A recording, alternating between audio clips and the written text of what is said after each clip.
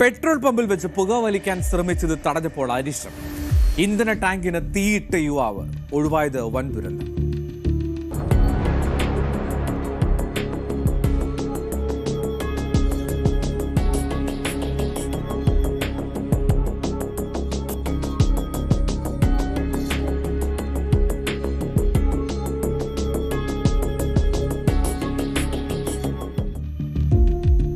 ഈ കണ്ട ദൃശ്യങ്ങൾ ഛത്തീസ്ഗഡിലെ റായ്പൂരിൽ നിന്നാണ്.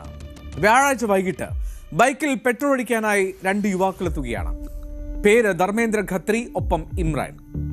ഈ പെട്രോൾ നിറയ്ക്കാൻ തുടങ്ങിയതും ഈ ബൈക്കിന്റെ പിന്നിലിരുന്ന ധർമ്മേന്ദ്ര ഖത്രി താഴേക്കിറങ്ങി ഒരു സിഗരറ്റ് എടുത്തു കത്തിക്കാൻ. സിഗരറ്റ് വലിക്കാൻ തുടങ്ങി. അത് പെട്രോൾ പമ്പിൽ പെട്രോൾ അടിക്കുന്ന സമയത്താണ് നോക്കണം. അപ്പോൾ കൂടെ ഉണ്ടായിരുന്ന ഇമ്രാൻ അത് തടഞ്ഞു. ഒപ്പം ആ പമ്പിലെ ജീവനക്കാരനും അത് വിലക്കി. ഇതിൽ ദേഷ്യം തോന്നിയ യുവാവ് എന്തു ചെയ്തു? പെട്രോൾ ഒഴിക്കാനായി തുറന്നു വെച്ചിരുന്ന ആ പെട്രോൾ ടാങ്കിൽ ലൈറ്റർ കൊണ്ട് തീയിട്ടു. ആ ദൃശ്യങ്ങൾ ഒരിക്കൽ കൊടുക്കാം.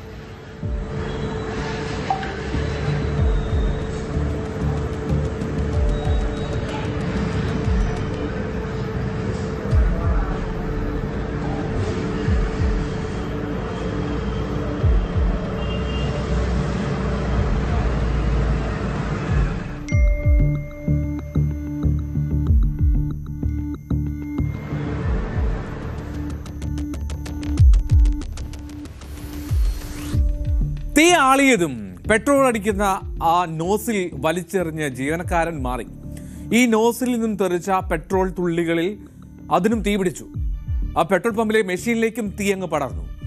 ഈ ധർമ്മേന്ദ്ര ഖത്രിയുടെ ദേഹത്തേക്കും ആ തീ ഇങ്ങനെ തെറിക്കുന്നത് നമുക്ക് കാണാം. ആ പെട്രോൾ പമ്പിലെ ജീവനക്കാരൻ ആ നോസിൽ ഇങ്ങനെ പെട്ടെന്ന് വലിച്ചെറിയുമ്പോൾ ആ തെറിച്ച ആ പെട്രോൾ കൊണ്ട് ആ സിഗരറ്റ് കത്തിച്ച അദ്ദേഹത്തിൻ്റെയും ദേഹത്തേക്ക് വീണു. എന്താണെങ്കിലും വളരെ സമചിത്തത്തോടുകൂടി ആ പമ്പിലെ ജീവനക്കാരൻ ഇടപെട്ടു എന്ന് വേണം ആ ദൃശ്യങ്ങളിൽ നിന്ന് മനസ്സിലാക്കാൻ. അതുകൊണ്ട് തന്നെ വലിയൊരു ദുരന്തം ഒഴിവായി പോവുകയും ചെയ്തു.